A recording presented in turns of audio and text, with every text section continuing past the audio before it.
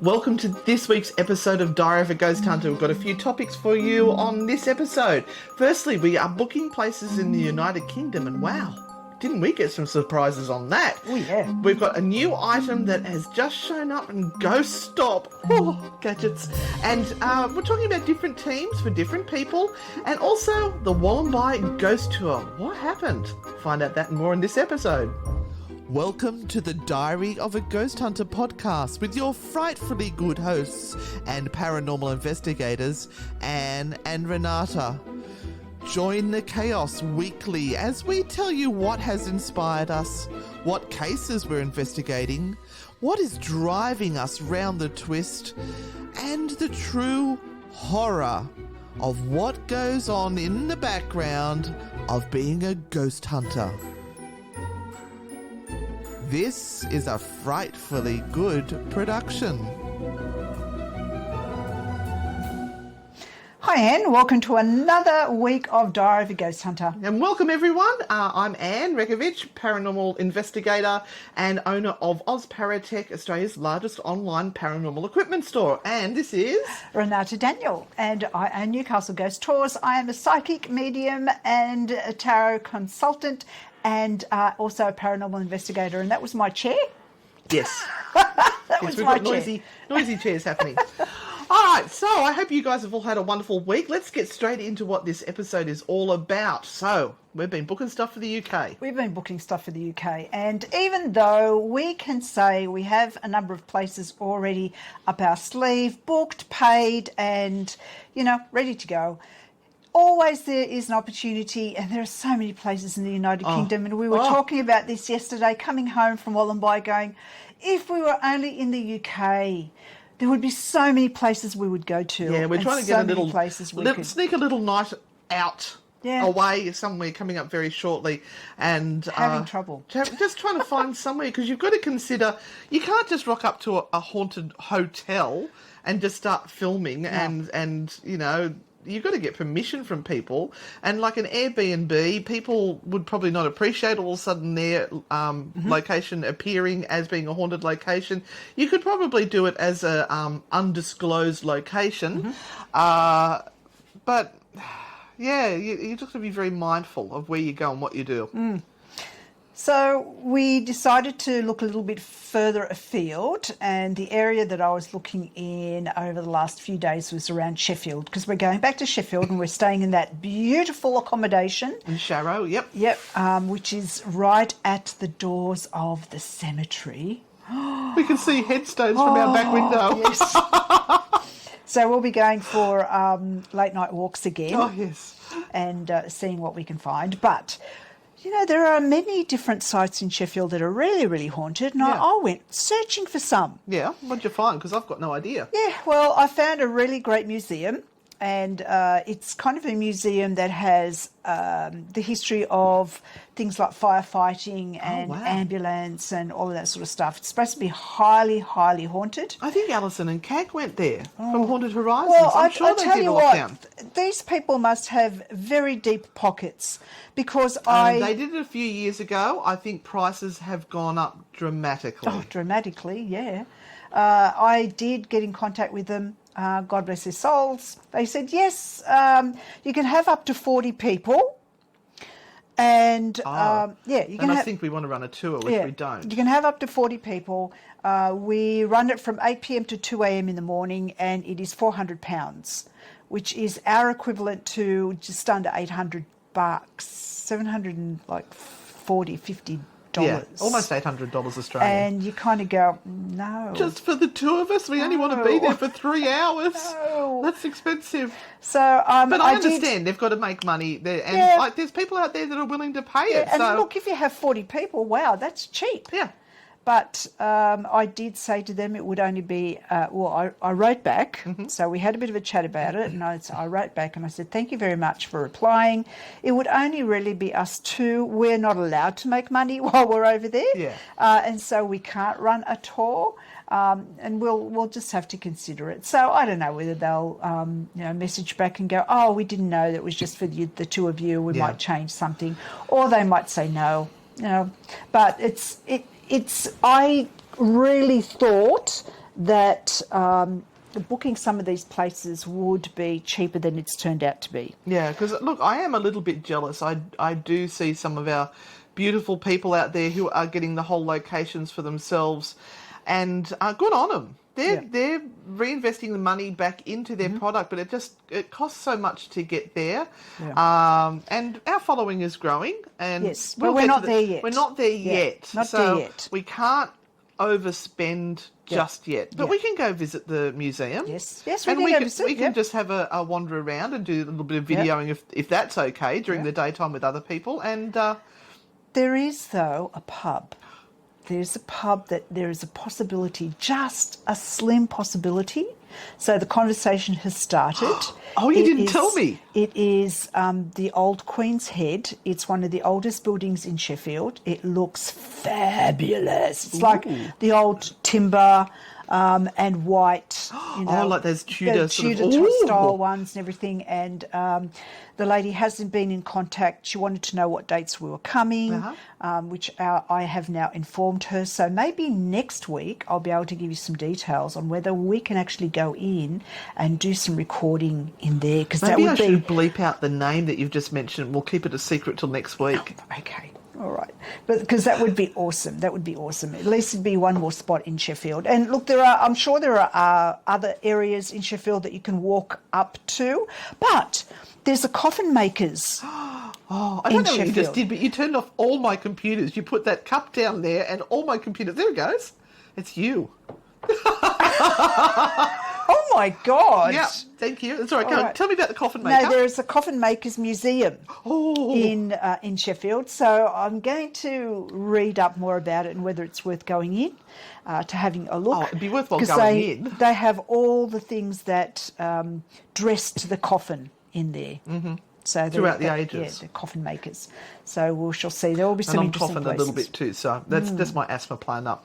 Yeah, but I guess what I wanted to say was it was quite surprising at the cost of the places that we are out there to hire. Yeah, if I remember correctly, that was for like a 6-hour period. Yeah. Which we don't need. No, we don't need at all. No. We're too old for that. But to those that can afford it, wow. Yeah. You know, congratulations to you guys. We'll get there at some point in time very, very soon, but at the moment, not yet. Now, there's also a new item from Ghost Stop. Yes, it's that new that I don't even know exactly what it is. So look it up because we're going to be I buying have it on my phone. So I saw Sean popped up a little video the other day of something with flashing bright lights, and of course that always catches my eye. And this is called the Tracer Light Wire. Now, Oz Paratech will be stocking this, but at the moment Sean just keeps it for Ghost Stop. And then in a few months, he'll release it to the resellers. But it looks really interesting. I'll pop if those are people who are watching on YouTube, I'll pop in a little video here so you can have a look, or some pictures so you can see what it is. And it says, visualize motion like never before. The new Tracer Light Wire is just what you need to enhance your investigations in a cool new way. And these days, we have to think about what looks good on camera, and bright coloured lights for audiences that are watching. It's instant dopamine fixes, you'd like to put it. Yep. So he said that it is very good for hallways or other places where something appears to be walking along a path. Perfect for getting visual confirmation of paranormal activity in any space. There are multiple ultrasonic motion and distance sensors, a detachable light wire for marking movement, easy to see setup, and you can choose 1 or 2 wires for it. So we will definitely be getting one. I think I will order one at the full price so that we can at least take it away with us, because I don't think we're going to get access to it before we go. Yep. And we will... it looks like it's very portable. It's small. The light is a sort of a string light. It goes out on a straight line, and it's attached to the sensors. So it does have a flashing light that runs across the string. And it's a strip, like a strip light. Yeah. And if anything crosses or is near it, it I think the light stops and changes colour. Yeah, So, it's going to be in really red interesting. normally, and it goes white where it senses movement or something. So, yeah, very cool. So between that and my tripwire, Yeah, can have a lot of fun. absolutely. But I mean, Ghost Hunters and their equipment, yeah. We can't help ourselves, can we? We see a new gadget and we'll go, that's the one. That's the one that's going to prove definitively that there are ghosts out there. Actually, that reminds me of a possible private case that popped up. And sometimes in this industry, we get what we call frequent flyers. And they will have a paranormal issue. They will call in a paranormal team and they'll tell them exactly what's going on. There's demons in the house, or there is a ghost in the house, there is a negative energy in the house, and everything's going wrong with them. They've got an attachment, and they're telling you what's happening. Then you go in and investigate, and you find it's not quite what they expect. You give them the results of the investigation, and they'll go, "Oh, right, yeah, thank you, bye." And then all of a sudden, they're back on the social media saying, "I've got a ghost in my house. Nobody knows what it is."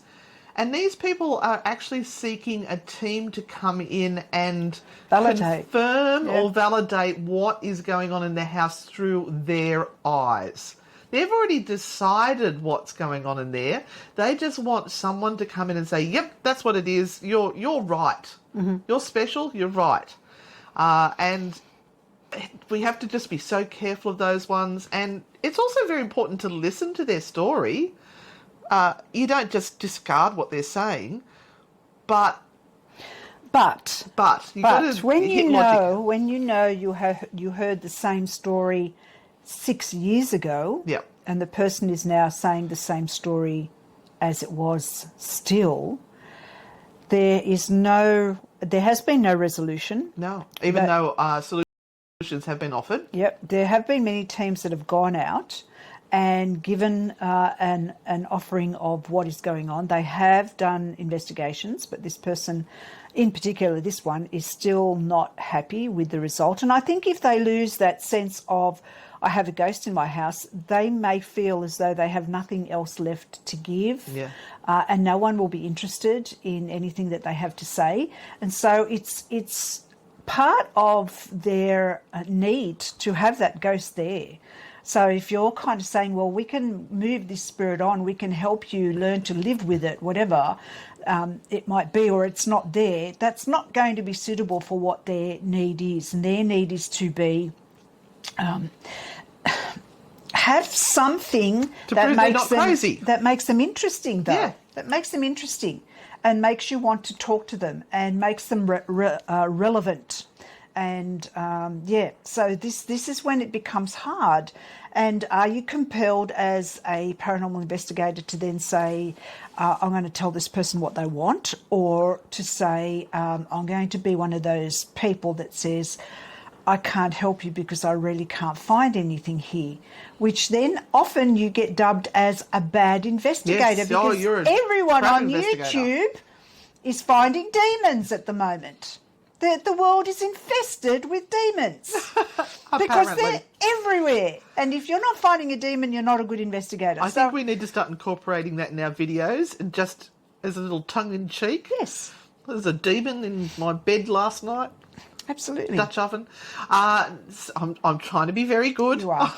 Trying to be very good. So I guess what we're trying to say is that there are different teams as well. So when you're out there... just before we jump onto the teams, with these sorts of cases, and I was talking to you today about this, but in relation to something else, what they are looking for is they're either wanting a solution, or they're wanting someone to empathise with them and sympathise with what they're going through and validate what they're going through, or they're looking for someone who is going to enable them for further problems. Mm-hmm. And this goes for people in life as well. When somebody comes to you with a problem, are they just wanting you to listen and empathise with them and say, geez, that's really shit, I'm really sorry to hear that? Or are they wanting you to say, look, I think I know a way out of this? Some people don't want to know that. They just want you to listen. And other people want you to feel sorry for them, offer them sympathy, and encourage them to keep doing the same bad behaviour over and over instead of actually, solving it or giving them a hug. Yeah. Sorry, now go on to the teams. I squirreled. Look, I just wanted to talk about the different teams, and there are so many different teams around at the moment, even in Australia. Even in New South Wales, there are so many different teams offering so many different things that, if you really want to go out there and join a team or join a team in doing their investigations, you have a lot of opportunity to do that, like never before. I actually had somebody send me a message saying that they'd like to join a ghost club in the Maitland area, or a ghost society or something like that. And I thought, I'm not quite sure what they mean by that, but you're more than welcome to come and join our community online. Yeah. But I think maybe what they're hoping for is, finding a team and becoming part of it. Maybe, yeah. So you have to, number one, look for the opportunities. So some teams will advertise and say that they are ready to take on new members. Some teams are just happy to be doing their thing at the moment, or there might not be an opportunity for you right now. Well, they've been burned and don't want to take on anyone else. But it doesn't stop you from going on to their tours. And if you're liking what they're presenting and doing, stick with it. Learn whatever you can. At some point in time, if you so wish to move on, you can, or try multiple people in your area and see what fits you the best. So no one or no team should compel you to stay just with them. That's kind of really poor business practice. It's none of their business if you go on another team's tour and we've do actually that. got team members that are part of multiple teams. So, that's kind of a red flag. If you hit a team that kind of say to you, well, you're doing our tours, you shouldn't be doing anyone else's. But go out and try and see where you're at and find a team that speaks your language and is doing where you are at. When you're ready to move on or do something else, you might grow with that particular team, or you might decide to move on and take up a place with another team, and that's perfectly fine. And a good example of that is growing out of a team is that you might originally start with a team that is very much about psychics and mediums and picking up on your spidey senses and going into a location and just feeling and sensing. And then you might get interested in the ghost hunting technology and you want to start using that sort of thing, but the psychic medium team doesn't want to use that technology. So if that's something you want to explore, then you should. You should, absolutely. And if there's no happy medium found, did you like that? Yeah. Then that might be the sign for you that you need to step out on your own and start finding someone that's more like-minded to what you're doing. Yep. And there's kind of another side to that, because I know that in one of our investigations at the moment that we do, we use a Ouija board. Mm-hmm. And a Ouija board for some people is a complete and utter no-no. They just do not want to have anything to do with it. Yep. That's fine. That's where they are up to. We don't press anyone to use it if they don't want to. They can sit and watch, or be on the side and watch, or they can step out of the room completely. But that kind of shouldn't really stop you from enjoying other things that those paranormal groups are doing. It may be something that they're doing because there are many people interested in that and they want to give a wide variety of different things for people to enjoy on their tours. It may be a thing that you say to someone in the team, why are you using that? Why are you doing this technique? I've heard bad things, or I've experienced bad things. So, people on teams aren't mind readers. They won't know from the look of you that you're, afraid of, for example, Ouija boards. So you have to actually tell them and be able to kind of say, look, I've had a bad experience, or I've heard something, or it's against my religious beliefs, or whatever it might be. And then that clarifies the situation really quickly. You're both on the same page, and they will say to you, well, how about you do this instead? Yep. Cool. Rather than sort of going into a whole drama that you sort of really pull the team down because they're doing table tipping or using a Ouija board or using some other technique. You don't know the forces that you're dealing with, Renata. No. You've got no idea. Or some other technique that you don't particularly like. And so, yes, clarify what your needs are, and it might mean that you need to email them or call them before you go on a tour, or take the time when you are on the tour to try and work out what is going on by having a conversation. That's all you need to do. Knowledge is the key. Yeah, absolutely. Knowledge is power. All right, so now I've noticed that you've listed Wollombi Ghost Tour on there. What happened with Wollombi Ghost Tour?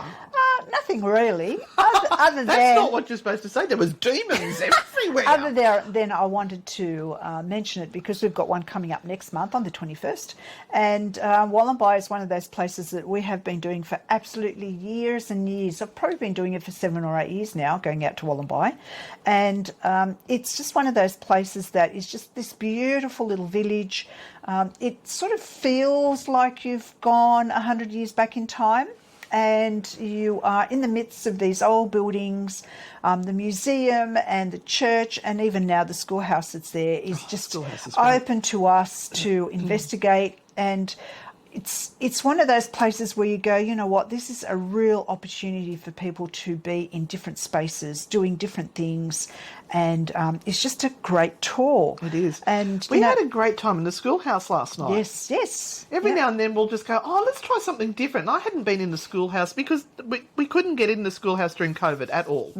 So was it, I'm trying to remember, did it stop before the Rona hit? I have a feeling that there was something with all of happened. these things and with all of the places. This feels like I haven't been in there for years. And we have 3 sites at Wollombi, and if you are a person who has been on tours with other groups, you will find that their sites will change over time, and often it's a political thing that's going on with that particular site that used to let you in and now doesn't. And so it was a little bit political out there. Oh, I didn't realise. I thought it had something to do with the Rona. No. It was a little bit political. It felt like it stopped before Rona started. We weren't in the schoolhouse. Yeah. But last night we had a really great time. And they liked my songs, Renata. They did. She was a bit worried because I am a little naughty sometimes. Sometimes. You listen to the last True Hauntings podcast, you just realise how bad I can get. Anyway, and I said, would you like me to sing a little naughty song? And Renata's like, no, we've got guests. No, Anne, don't do it. But it wasn't. It was just something I'd learnt with the Girl Guides back in the day. Mm-hmm. And it was funny, wasn't it? It was. It was. And all the lights lit up, so that was good. Yeah. Yes. So, and if you're a Pooh Bar, you would have seen that. I actually put that up on the Pooh Bar's page, so you would have seen the lights go off. But we used multiple devices in that experiment. It was really, really good because there were lots of flashing lights, lots of things happening, lots of places for people to be watching and looking. So it was one of those really intensive, hands-on opportunities to just sit. You missed the most important thing. It was air-conditioned. It was air-conditioned. Blessed be. So, yes. That was a great night. I really enjoyed it. I haven't done Wollombi for a while. Mm-hmm. There's various reasons why I wasn't there, away on holidays, etc. Mm-hmm. So, thoroughly enjoyed myself. So, anything else we've got to report? No, that's it. The all-nighter at Maitland Jail is just about sold out, I think. Yeah, we've still got a few tickets left. Dubbo is now sold out at this stage, so we're going up to Dubbo in May, I think. Yep. And, it's just more of the same. Recording, researching, more recording, more researching. And if you've got a haunted location that you would like us to consider coming out and doing a bit of investigation in, it would have to be a public one, and we would need permission from the people that own the site. Let us know. Drop us a line, Ann@ozparatech.com. That's OZPARATECH.com. And Ann is with an E. So, let us know. We'd love to know. In the meantime, thank you for joining us yet again with our nonsense. See you later. We'll see you on the dark side. Be frightfully good. Bye, everyone.